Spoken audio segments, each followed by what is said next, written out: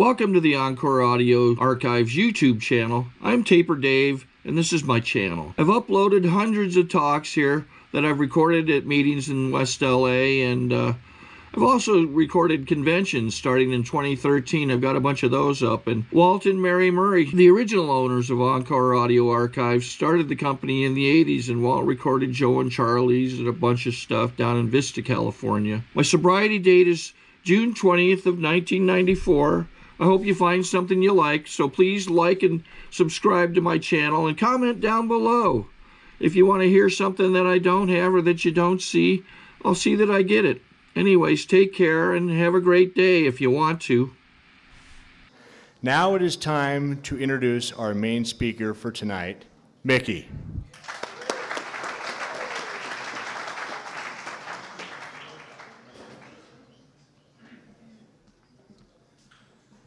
Hi everybody, my name is Mickey Cook. I'm an alcoholic. Really glad to be here, and hi to you too. Just kidding. Just kidding. 10,000 comedians out of work. We got to do something. I'm glad to be here tonight. Glad to be sober. It's really unlikely that someone of my character would be sober. Simply stated, somebody of my character should not be sober in the rooms of Alcoholics Anonymous. When I got here, I was a liar, cheat, and a thief with a bad attitude, and said, "Do your magic," you know. I'm not up here tonight because I'm a virtuous guy. I'm not up here because I'm a great guy or a good example of Alcoholics Anonymous. I'm up here tonight because I was asked, and it's just that simple for me. I don't have the luxury. Did I get the right one, Steve? I don't want your lipstick to clash with mine. We talked about this. He's not going to attack me after the meeting or anything. But I'm at work today. I get up real early. I get up about 5 minutes after 5, and I'm always just so sweet that time of the morning. I hate it every single day. It's not getting any better. I've prayed it. I've inventoried it, brought it to my sponsor. I hate getting up at 5 o'clock in the morning, except to golf. That's not a problem. I get up 5 o'clock in the morning. But I go to work today, and I'm at it, and at lunchtime, I check my calls, and I got a phone message from some guy named Joey that wants me to come out and speak. And my first reaction was, "Oh, joy, I hope it's far, far away." You know, my first reaction was, "Oh, hell no, not on a Friday night. I go to my home group on Friday night. I have a commitment. I want to see the men that I sponsor. My wife goes there. I don't get to go to a lot of meetings with her. My friends are there, my people. I'm not going. I'm not going. It's just that simple, but I'll give him the courtesy of a call back. You know, so I call him back and I say, "I'll be happy to do it, Joey. Where is it?" You know, because I slipped away from Alcoholics Anonymous. I'll tell you about that later in my story. Because I started making decisions that I didn't need to answer that call or pick up that newcomer or pick up that chair or make coffee or do any of those things. I'm supposed to tell you in a general way what it used to be like, what happened, and what it's like now. They wrote that phrase for me because they told you I had to tell you in a general way. Good thing, because a lot of what happened before I got here was hearsay. I don't know. I don't remember. I was in a blackout most of the time, you know. I could look at police reports or talk to some of my ex-wives, plural, you know, and maybe they could tell you what it was like. But I'm one of those people. I'm not going to get in any philosophical debate with any newcomer, please, or old-timer rather. Don't buttonhole me after the meeting to argue with me about this. But I believe I was born an alcoholic. I certainly had the predisposition. All I needed was alcohol. Because from as early as I can remember, I did not feel okay. I was ill at ease and separated from, and I just felt like I was an alien waiting for the mothership to come get me. I swear to God. I love the story. I don't know who tells it, but somebody tells the story when they were a kid. They saved all their money to buy reflectors, and they would put these reflectors in the backyard to signal the mothership. I get that, man. I knew there was something wrong. They'd switched to bands at the hospital or something. There was something wrong with me. I didn't know what it was. And I come from a typical Irish alcoholic family. My mother was an alcoholic. My father was an alcoholic. My mother died with the disease, and my father died from the disease. And I'll explain that to you a little bit later. But my oldest sister was a hospital administrator for Kaiser. You know, if she ever got drunk, I never heard about it. Been married to the same man for 1,000 years. You know, never said, well, I've heard her say the word shit, but I've never heard her use the F-bomb. My next sister down was a nun. like never gonna get none, never had none. I'm talking about the vow of poverty, you pervert. Just kidding. Anyway, and then there's me. Then my younger sister has has a doctorate in I don't know what you call it. She works with severely handicapped children. I don't even know if that's politically correct nowadays. Now, I'm not talking handicap, walk a little funny, maybe with a leg brace. I'm talking about a good semester is teaching them to recognize their mother or father, or maybe learning to wave or swallow or be potty trained when they're 15. That's a good semester. My younger brother was a priest. Yeah, I stuck out in a family picture, I want to tell you. You know, I came out of the chute volunteering to be the black sheep. It just fit for me. You know, and I didn't realize there was a problem, that I had any kind of, I don't know, that I was twisted. I discovered that through inventory. I just knew I felt uncomfortable, that I felt different than you looked. I felt different than the people around me. I've talked to my brother since then, and I went to the same schools, same house, same mother and father, lack of a father. Ate the same foods, had the same environment, but my brother just didn't react like I did. He sat in the same classrooms. I went to school at St. Dominic Savio, and I've heard different people talk about where God lived, and they talk about the Bible Belt. Howard Polins talks about God living 60 miles southeast of Wichita, Kansas, and Clancy Emerson talks about God circling the spire of the church in Eau Claire, Wisconsin. He may be there, but I know where his scorekeepers lived. They lived at St. Dominic Savio in Bellflower, California. That's where the nuns lived, and they kept score, and I wasn't doing well. But in all of these classrooms in front of the board, it said, God sees me. And I've talked to my brother since then, and he always saw that as protection, you know, as somebody to turn to seek out, to try to help me. And I didn't see it like that. I saw it as part of, he was on Team Sister Asunta. I knew that God was on that same team, and he was keeping score, and I was not doing well. You know, the nuns would talk to us about mortal sins. You know, I hadn't done some of those, but they all looked interesting to me, you know. And then they talked about venial sin, and I was damned. By the time I was in the 4th grade, I knew it was eternal damnation for me. So at that time, I began to separate myself and convince myself that God didn't need to exist in my life, that I'd be better off without him because I wanted to stay as far from that scorekeeper as possible. And the very first time I ever had any drugs in me, I was in the 4th grade, and I broke my hand on Joe Canzoni's head. And they took me to the doctor, and I'd broken it quite badly, and they gave me Demerol. Yeah, I always get a hum of recognition when I say Demerol. I knew I would in this group too. But they gave me this Demerol, and my mother knew I was in trouble, and she was trying to motivate me she'd give me a quarter for getting an A and a dime for a B and a nickel for a C. I wasn't doing well. That wasn't good motivation. But when they gave me that Demerol, ooh. I swear to God, you've heard it said before, and it's true for me. That was the first time I ever took a deep breath. I just went, oh, wow. It was great. So I told my mom, laying on the table under the influence of Demerol, I said, Mom, pay attention here, Mom. But I don't know what they just gave me. I said, but I'm sure from now on I can get straight A's. I said, just get me some more of that. I said, whatever they just gave me. I'm 10 years old. This would alarm me if my daughter did that to me. I said, Mom, I'll get straight A's. I said, get it for me for my birthday.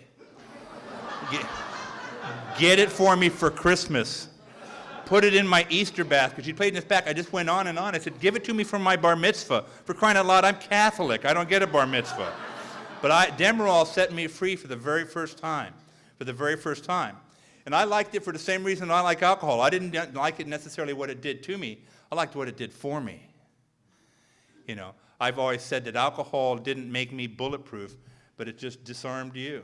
You were no longer a threat. It made what was out there look differently to me. And I didn't get Demerol every day after that. As a matter of fact, I don't think I ever had it again. Doggone it.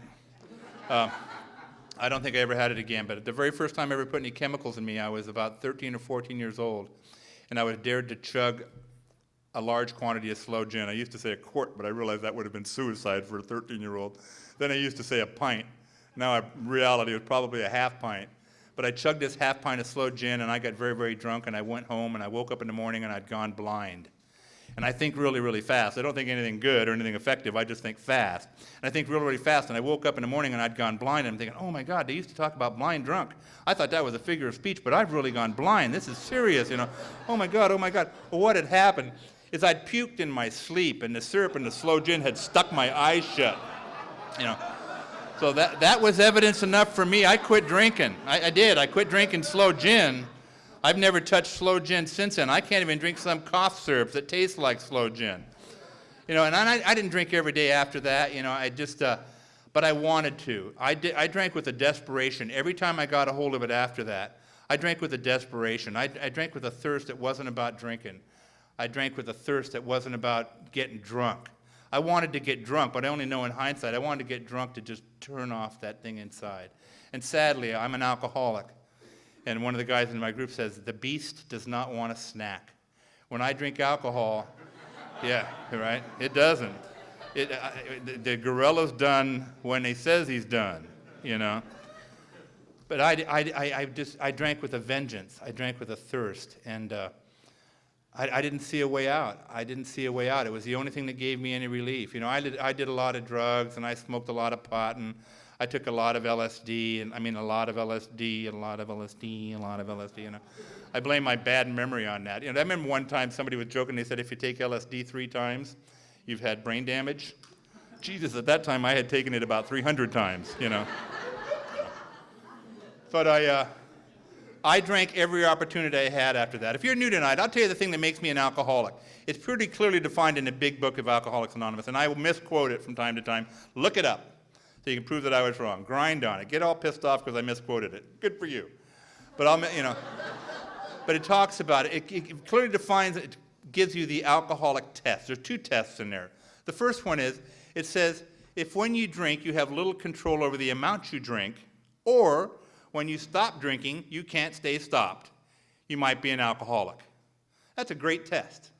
That's a great test. So I'll say it again. If when you drink, you have little control over the amount you drink, or if when you stop drinking, you can't stay stopped, you're an alcoholic. So anybody that's out there that's doing a debate, if you answered either one of those questions yes, you're screwed. But there's also a test in the book. It talks about step up to the bar, have a couple of drinks, and stop abruptly. That's a bad test. That's a bad test. If you don't think so, ask your neighbors. But here's why it's a bad test. My truth, I stole this, but it's true. What happens is I have a couple of drinks on a test night, and I start to get a little buzz, and my head says, this is the wrong night for the test. Tonight we're getting drunk. We'll take the test tomorrow, you know. And then the next day, I decide, all right, test day, I take a couple of drinks, and my head says, that's a dumb test. I'm getting drunk tonight, you know, because I don't have any control over how much I drink when I drink. It's just that simple. But I didn't drink every day after that, but I drank every opportunity, and every time I drank, it was always bad. It was always, always bad, and I did terrible in school. My mother, I broke her heart over and over and over again. She got me into the school of her dreams. Wasn't the school of my dreams. I knew it was going to be tough. St. John Bosco, all-boys school. By the time I was 13, I knew I didn't want to be in an all-boys school. And she got me in there, and I got my ass thrown out, you know, because I'm an alcoholic. I'm an alcoholic, and I do crazy stuff. And so when I was 17 years old, I decided, I told my mom I didn't know what I was going to do. On my 17th birthday, she said to me, Mickey, I've got good news. You can smoke in the house. And I thought, great. I'd been smoking in the house for about a year, but she didn't know it, you know. But she said, but you can't live in this house. So she's throwing me out when I was 17, and back in 1967, back in 1967, you can't run the streets. They'd put you in juvenile hall. You know, now there seems to be a little more latitude in that area, but. So I didn't know what I was going to do, so I went down and I talked to the recruiter. I decided I was going to go into service and straighten it out, to try to do it differently. I did that over and over in my life. I'd get it together, and then my life would just go through my hand like sand. You know, I'd just try to get it together, and I'd start to get it together, and it would just go away again. I could never figure out why. I couldn't connect it to alcohol. And so I'm 17, and I go talk to the recruiter, and I took his little test, and I hadn't taken LSD 300 times yet, so I was still pretty smart. And I did really well on the test, and I was 17, so I was pretty physically fit, you know, I was like surfing, all that stuff. And so he said to me, this is what I heard. I have a really bad perception of what you're saying to me. I'm trying not to tell you another story about that, but I don't hear it like you say it. What I heard him say was, you did really well on the test. You seem to be physically fit. I figure in 16 weeks, if you behave yourself, you'll be on the beach in Hawaii sipping Mai Tais. That's what I heard. I suspect that's not what he said, But what happened is I got out of basic training, and I got orders for 11B10, which is ground pound and infantry in Fort Lewis, Washington, and I'm a coward. I couldn't do that. I'm sure there's men here tonight that served our country bravely. I have 3 kids in the service right now. That is not my story. And I also know that the difference, I believe that even a hero is afraid, but the difference between, it's the kind of thing that saves me today. I get afraid a lot of times, but I just take the action. I just take the action anyway. And I couldn't do it then. Steve would know. So I couldn't take those actions. I was so afraid. So they gave me a 28-day leave, and I was AWOL for 41 days, and they captured me. I was real easy to. It was never a high-speed chase. There was never even a walking pursuit. It was 11 o'clock in the morning. I'm passed out under the dining room table, and they came and captured me. And they took me to Fort MacArthur, which is in San Pedro. I'm from Downey. And this captain talked to me, and he said, soldier, he said, do you realize that if you're AWOL for more than 30 days during a time of war and a Vietnam crisis was going on, that can be considered desertion, and that's punishable by death. Right? And I said, no, I didn't realize that, I didn't mean to do that. I was just drinking with the boys, So, but he sold me on something. He said, do you want to live like that? Do you want to be? And I said, no, I don't want to be that guy. I don't want to. I'm sorry, sir. I'll do it differently. And he convinced me, and I convinced him. And standing there that minute, I was going to do it differently. I was going to get my stuff together and get back up to Fort Ord. And they gave me a bus ticket, and they said, you get your ass back up to Fort Ord Monday morning, report to your company commander. And I clicked those heels like Dorothy on her way to Kansas, and I saluted him, off I went. But I started to think, and I think in quantity, not quality, but I think a lot, all the time. Quantity, it's always going on. If you're new, you think in quantity, not quality too. It's just always on, it's always on.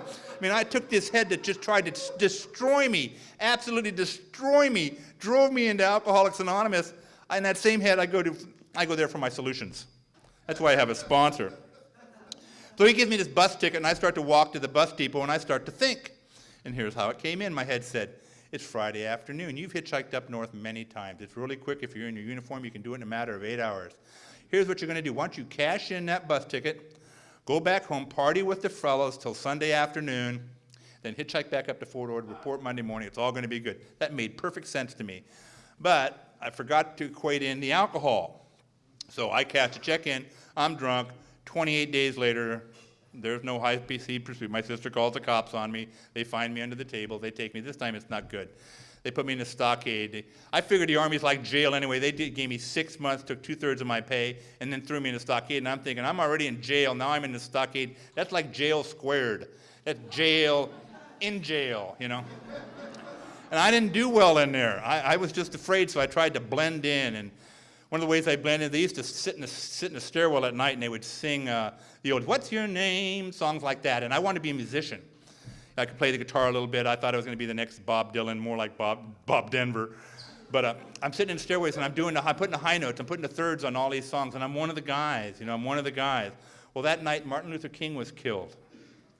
The following day, I wake up, I'm in the hospital. I've got a cracked skull and several broken ribs. I've been beaten very badly.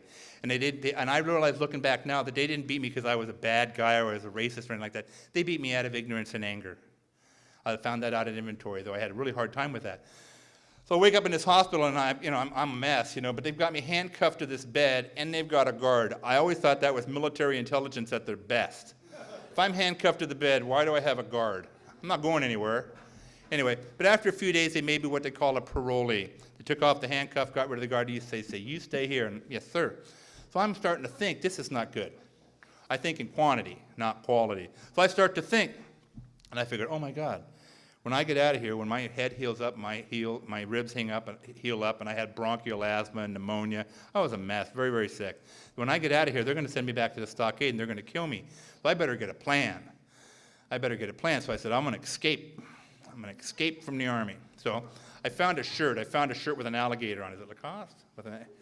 That's all I had. I had a shaved head, this shirt, pajama pants, and foam rubber slippers. But I'm going to walk off base like nobody will notice. So I'm walking off. This is my plan. I'm going to walk off base and just try to blend into the system, I guess, till I die at 85 years old. I have no plan. I never think this crap through. I just come up with an idea, and it seems like a good idea because it came from here, the enemy, and I just do it. So I'm walking off base, and one of the sergeants from the stockade comes up, and he said, "Private Cook?" And I said, "Yeah, well, pretty good guess I was a private. I wasn't going to be a corporal, a sergeant, or a general. I went from E1 to E2 to E3 to E3 to E2 to E1 to E1 to E2 to E3 to E3 to E2. Pretty good chance I was a private." So he pulls up, I said, "I thought you were in a stockade." And I said, "No, I was in the hospital, but they released me." He said, "That doesn't sound right. Why don't we go down there and check that out?" I said, "We ain't checking nothing out." So he starts to get out of the cart. I think really fast. I need a plan, so my plan is run. I have a cracked skull, 3 broken ribs, pneumonia, and bronchial asthma. So he starts to get out of the car, so I slam the door on his leg and take off running. I never think these plans through. 20 yards later, I'm on the ground gasping for air, getting an ass kicking now from a pissed off guy with a hurt leg. So they throw me back in the stock. They throw me back in the hospital, handcuff me to the bed, and I got the guard back. And now I'm an escape risk. I wanted to say I'm not really an escape risk. I'm a frightened child that suffers from the disease of alcoholism. But I've got about another 20 years of drinking to go. If you could just hold off on this Army stuff till after that time, I'd probably react a little better. But I couldn't. I was so broken. Anyway, so I tried to do it right. I tried to get it together from time to time, and I did the Army as long as I could. And I wound up getting an honorable discharge under medical conditions, which is just ridiculous. I should have been thrown out on a dishonorable discharge for the kind of soldier that I was. And I got out of the service, and I decided I needed a plan. As I was thinking, I think I need a plan. I thunk that I did. So I got drunk and I got married. Yeah. And I got drunk and I got married. And I got drunk and I got married. And I didn't do divorce. I would just move. Yeah, that may seem funny until you get to step 9. It ain't funny when you get to step 9. All that crap you did think is gonna go away, it don't go away, it don't go away. You know, what's funny is, I want to get sidetracked a little bit. I was a petty crook before. I never did anything. I got drunk bicycle riding one time. It's 4 o'clock in the morning, and I'm like 20 years old, and I'm driving down the street like this. I think it's so fun. They pulled me over, and they gave me a drunk bicycle. I never took care of that crap, but it's failure to appear that pisses them off. That stays on. You get the warrant for your arrest for failure to appear, not for the drunk bicycle riding. Another time, I'm riding home on my bike. I couldn't have a car. You'd have to have money to have a car, and I couldn't hold a job. So I'm riding my bike, and I stopped at this place called Tahitian Village. It's a hotel, and I went up to the clerk, "Could I use your bathroom?" And he said no, so I went outside and shut the double door and peed on his door. He called the police. Vandalism, drunk in public. They're not pissed about that, failure to appear. They get really pissed about that. Petty theft, failure to appear. Drunk in public, failure to appear. Drunk in public, failure to appear. The good news about that is if you accumulate 4, 5, or 6 of those, one of these nights you get pulled over with your buddy for smoking weed, they will provide transportation to the jailhouse, and you can take care of all of those at the same time, because they're not going to let you go till you're done. So there is a way out. So I'm getting drunk and getting married and getting drunk and getting married, and it's not good, and it seems kind of funny that's not a record. I know a lady in A has been married 11 times. That's an addiction, I swear to God. She should be in Matrimony Anonymous or something, I swear to God. But it seems funny, except there was children involved. There was children involved, and I would just, when it got too hard, I just left. And I felt horrible about that. And I heard women in Alcoholics Anonymous say as a price to pay for their disease, they had to give up their children. And early on, I would think, nah, not me. Then when I came to, and I started doing inventory, that's exactly what happened. Fortunately, because of the steps of Alcoholics Anonymous, I have a relationship with 2 of those ex-wives and all of those children. And that's a great miracle. That's a great miracle. So 1976, I had disappeared from my family for 6.5 years. I don't care what year it was. You don't have a calendar, and nobody's going to remember what I said tomorrow. So no danger there. But in 1976, my mother joined this thing called Alcoholics Anonymous. And I disappeared for 6.5 years. I had no contact with my family because I was so ashamed of my behavior. And I had every right to be ashamed of my behavior. I should have been ashamed of my behavior. I didn't know I suffered from the disease of alcoholism. But I was sure exhibiting somebody who suffered from alcoholism. Anyway, my wife at the time was done with me. She was ready to throw my ass out. And she had thrown me out, but she had still having contact with me. I would do bizarre stuff.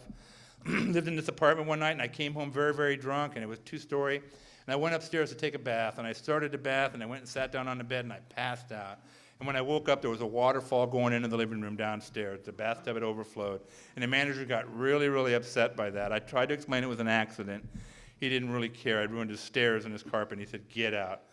So I'm the kind of guy that at Christmas Eve, around that time, I'd been thrown out of this apartment. I got nowhere to live. She's gone. She's staying with her parents. She wants nothing to do with me. She's got the right guy. And I'm studying to be a chef by trade, and I'm working at this crab house, just this dump. Just this dump. The only reason I took the job is because he said I could drink. And it's Christmas Eve. And he says to me, he gives me a quart of Jack Daniels. A moment of silence, please. Gives me a quart of Jack Daniels and $50, and he says, I'll see you on the 26th. And I said, okay, Jim, I'll see you then. And had you hooked me up to a lie detector right then, I thought I was going to be there on the 26th, but you give me a quart of whiskey and $50, all bets are off. I don't know. The restaurant better be in Florida, because I don't know where I'm going to come to. But I remember the following morning, I'd broken back into this apartment. I had this little cheesy, little bitty TV with a coat hanger antenna. If you ever had a TV with a coat hanger antenna, you might be an alcoholic. That should be question number 21, on the 20 questions. Or one of my personal favorites is if you go to the liquor store and he puts your favorite booze in a brown paper bag and slides it across the counter, and you feel better before you ever make contact with that bottle, you might be alcoholic. One of my other favorites is if you've ever had a hickey and a black eye in the same night, you might be an alcoholic. I love that. Guilty. So I'm working at this place, and my wife is sick of me. She's made some contact with my family, and my family sent to get me. And I came back to L.A., and my sister, everybody was so excited to see me that their brother was alive, and a pretty good musician at the time, and I got in a band. Long story, I won't get into that. But when the night I got back, my sister threw this party for me. I was like the prodigal son had returned. And the last thing I remember is they're bringing me drinks fast and furious. They don't know anything about my disease. And I'm playing for the group and singing and everybody's having a good time. And the next thing I know, it's morning and everybody's gone. And I'm laying on my sister's shag rug back down and a little vomit coming out of my mouth. And they've cleaned up around me. The party's long gone. I know that I've embarrassed my sister. I've embarrassed my brother-in-law who just met me the night before. I'm getting ready to leave, and I look outside, and my brother-in-law's sweeping his pool. And he made a grave error in judgment that morning. He left his wallet on the counter. And I went in his wallet, and I took out $5. Now, I don't know how much money he had, but I do remember that I took $5. Remember when I'm taking that thing thinking, there's something wrong with this. There's something wrong with this. This is not right.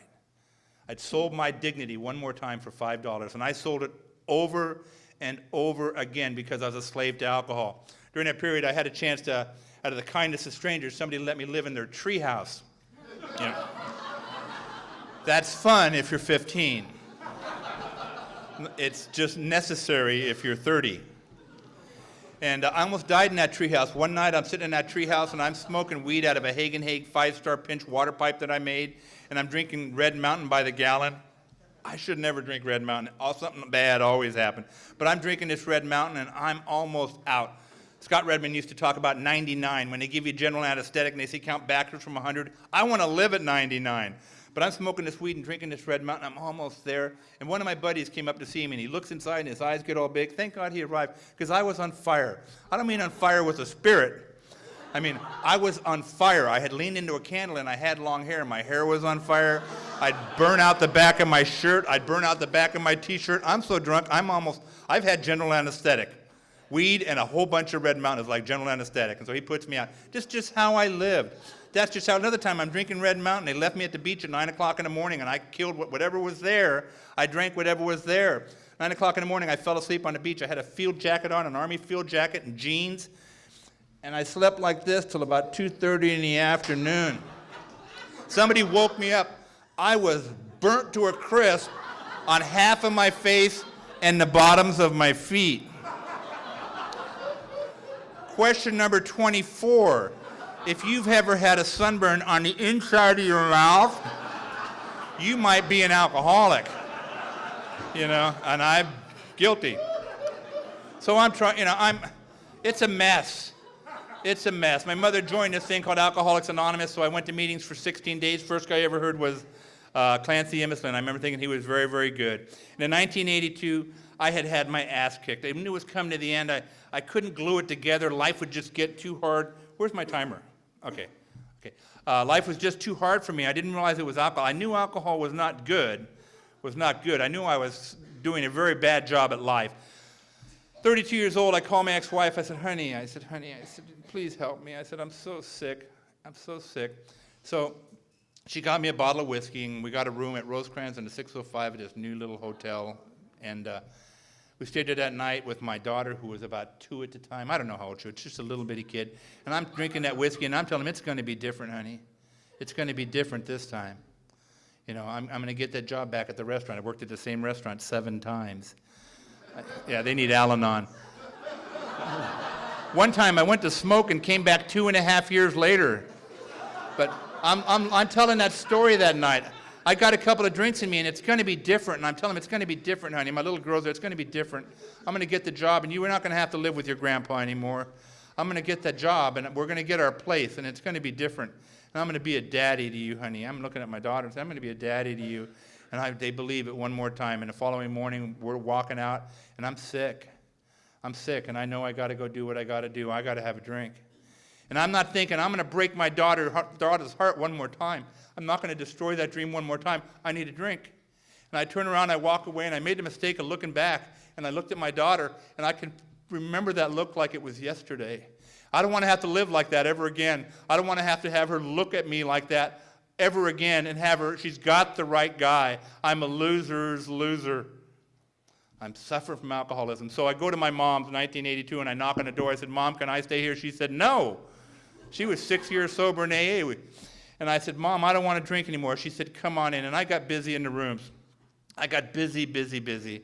I cleaned ashtrays and cleaned coffee cups and set up meetings, and I was secretary and treasurer. If you're new, don't be the treasurer. I didn't mean to steal the money. This is how it plays out in my head. I was the treasurer for the late night candlelight meat market meeting. That's what I call it.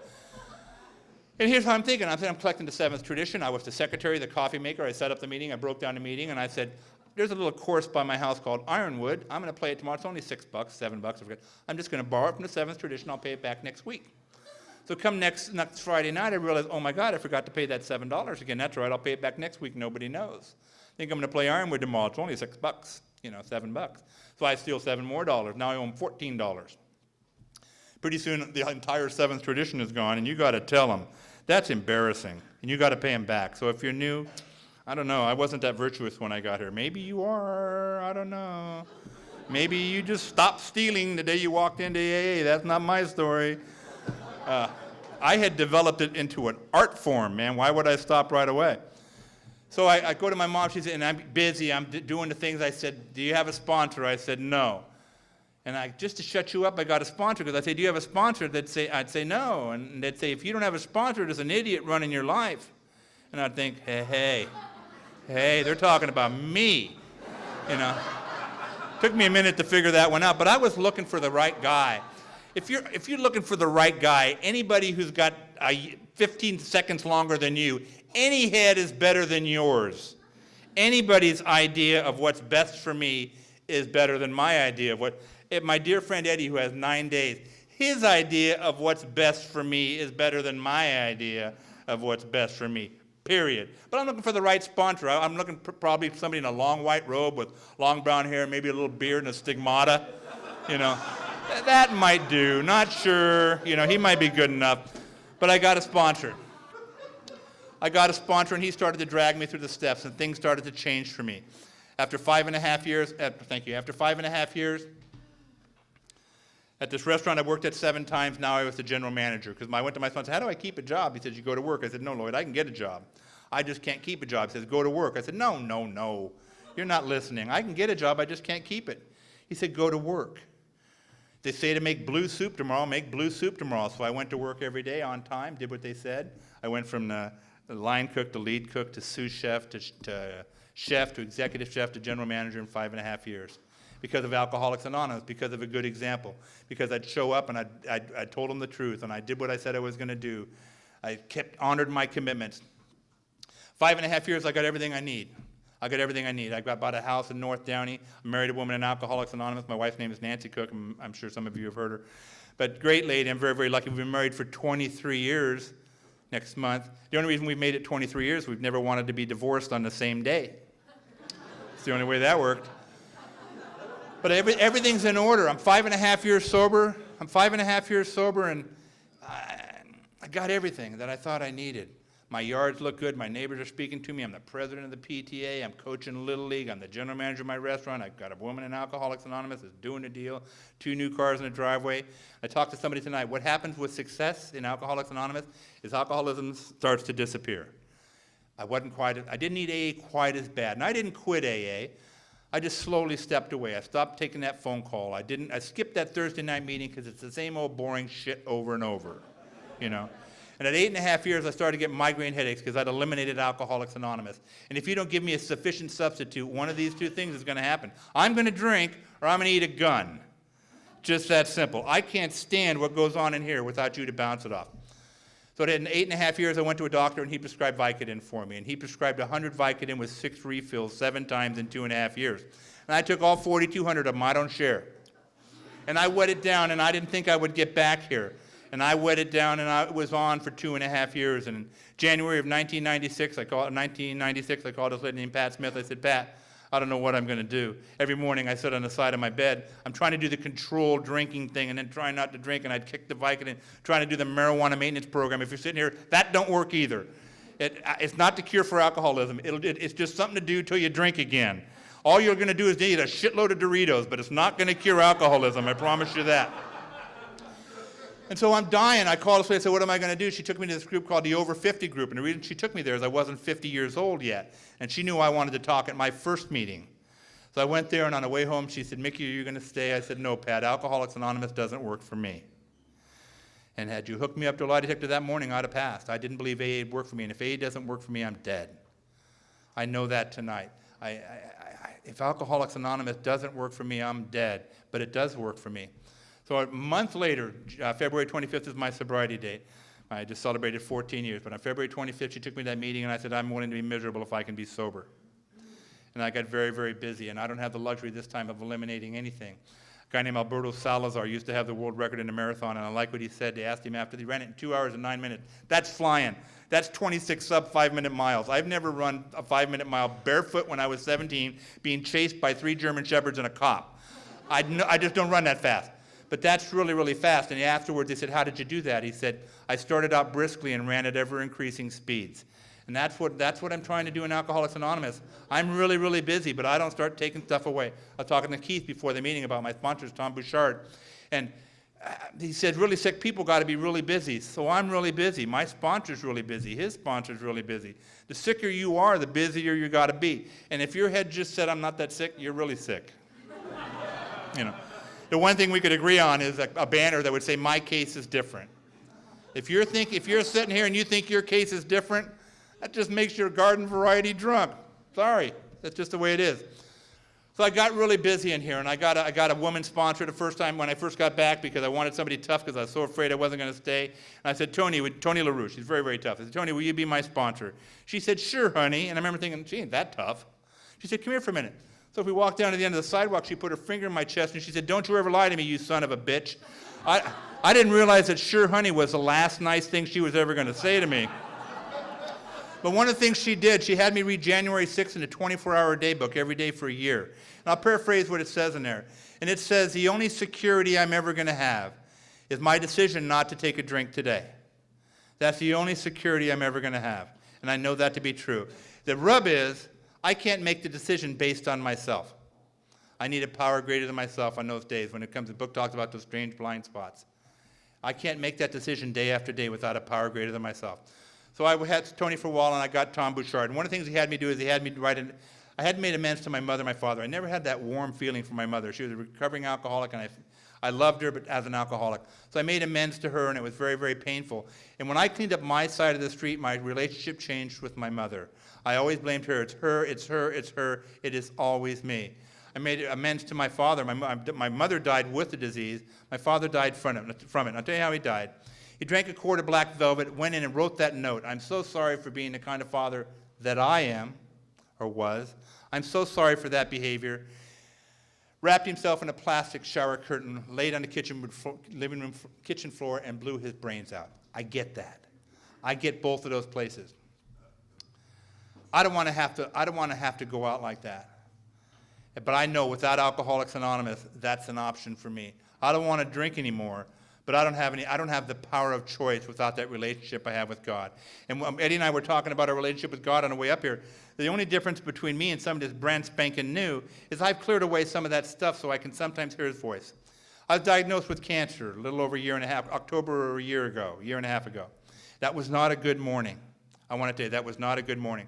First thing I did was I called my sponsor. I said, Tom, I've got cancer.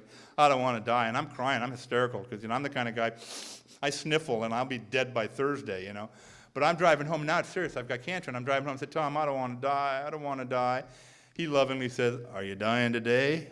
I said, well, no, not today. So we'll just take care of it a day at a time. So the following morning, I'm terrified. I wake up and I do the same thing every morning. I sit on the side of my bed or kneel at the side of my bed and I say the third step prayer 3 times. The first time I say, take away my difficulties, that victory over them would make me really bitchin'. By the third time I say it, I say, take away my difficulties, that victory over them would bear witness to those I'd helped with thy power. Take away my difficulties so I can get a little better to help the next guy. I know what that means. That's my only solution. That's my only solution. Then I sit in a chair and I try to meditate. Some days I meditate for 1 minute, some days I meditate for 10 minutes. If I find myself just planning something, I stop, But I sat in that chair that morning and I got quiet and I said, God, I said, I know that, maybe I'm the guy in Alcoholics Anonymous that has to live with some kind of dignity with unsolved problems. I'm willing to do that. I'll go wherever you take me. Let me stay busy in the rooms of AA. I said, but please, God, please don't let me be afraid the whole time. Please, I just don't want to be afraid the whole time. And that voice came to me and said, I am holding you in my arms. That changed me. When I got chills right now, that changes me. I know that God loves me very, very much. I know that he loves you very, very much. I know that I'm willing to do the work so I can hear that voice again. I've heard it one other time driving home. I was looking at the sunset, and it was just this magnificent orange. And my funny, crazy head said, that color's not in the crayon box. And the voice came and said, be still and know that I am God. I'm very, very sick, so God's got to be very, very clear to me sometime. I'm willing to look. I come into the rooms of AA. I come in here, and I see evidence every single meeting I go to that God works. I come here tonight, and I know God's here. I come here tonight, and I know that God's here. My friend, I'll end with this. I love Alcoholics Anonymous with everything that's in me. There's nothing I won't do for AA, and I don't say that as a virtue. I say that because you've changed me, and it's like a pebble in a pond. You've changed everybody around me. Sometimes you've changed them, but every time you change my perception of them. Everybody around me looks much better. When I'm in a bag, you look like shit. I told my friend Keith and I said, I'm not afraid. Eddie asked me, are you nervous? I said, I'm unusually calm tonight. I don't know why. But my friend Howard Poland says, if you find a place where you see God pass, mark that spot and visit that window often. For me, it's right here. If you find that spot, go there as often as you can. It might be the eyes of a child. It might be on the beach. For me, it's right here with you. When I come here, I know God exists. I owe you my life. I'm so grateful. Thank you very much.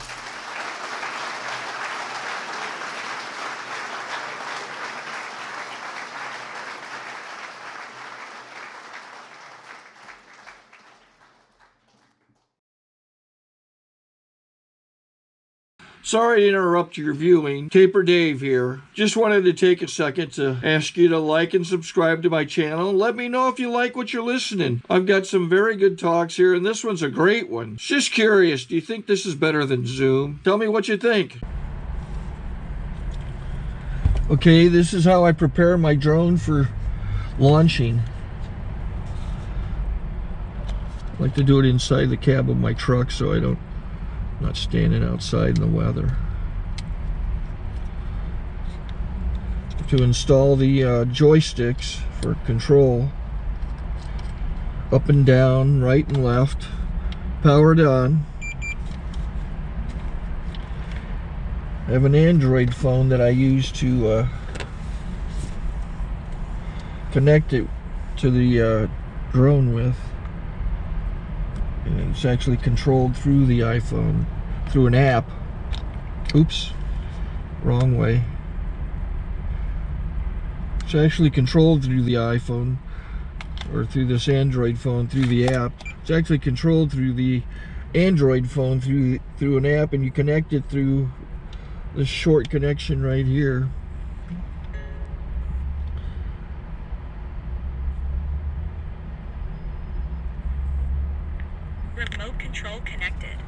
remote control is connected. So I pull out the drone. I have to extend the legs. Long legs extended first, then the short legs. Remove the gimbal protector.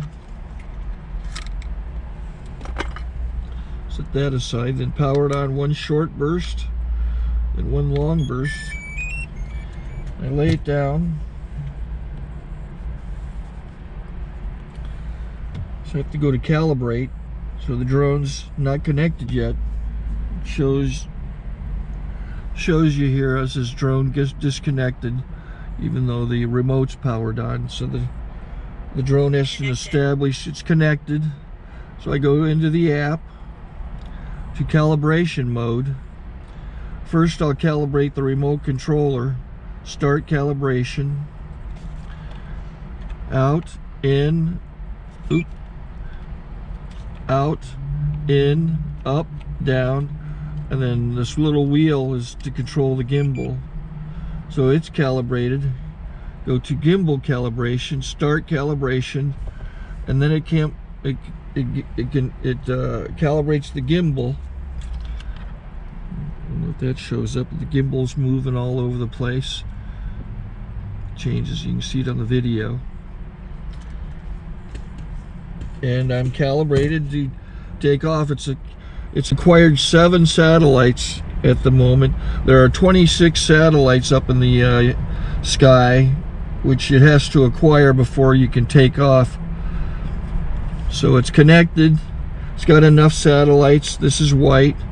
I can go to press this little arrow button, swipe right to take off, and it would start the motors if I slid this to the right. But I'll wait till I get outside. Don't want to do it inside.